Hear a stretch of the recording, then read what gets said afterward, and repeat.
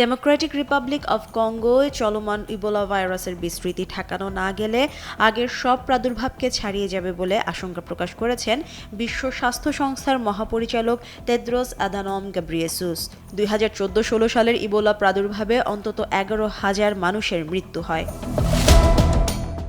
15 মে আনুষ্ঠানিকভাবে ঘোষিত এই প্রাদুর্ভাবে এই পর্যন্ত অন্তত 4,300 মানুষ আক্রান্ত হয়েছেন। মৃত্যু হয়েছে 2,000-এর বেশি মানুষের। বুধবার সংস্থাটি জানায় 3 মাসের মধ্যে সংক্রমণের বিস্তার কমিয়ে আনার আশা করা হচ্ছে।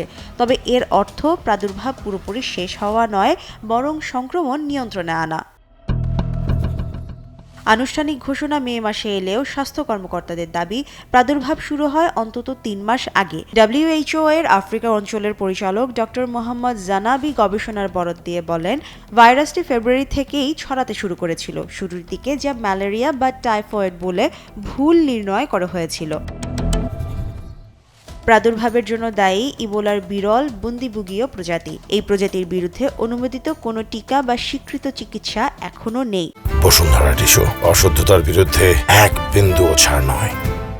পূর্ব কঙ্গোয় চলমান আঞ্চলিক অস্থিরতা সংক্রমণ নিয়ন্ত্রণের চ্যালেঞ্জ আরও বাড়িয়ে দিচ্ছে। জানাবির ভাষ্য মোতাবেক অস্থিতিশীল পরিস্থিতির কারণে স্বাস্থ্যকর্মীরা মোট আক্রান্তের মাত্র 30% কাছে পৌঁছাতে পারছেন।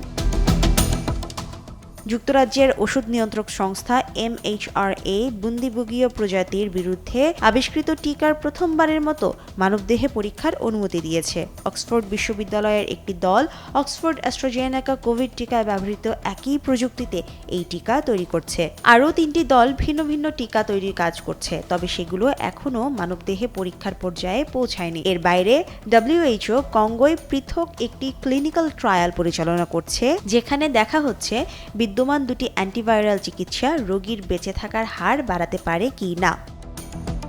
Mushrifa Nuzhat, Daily Sun.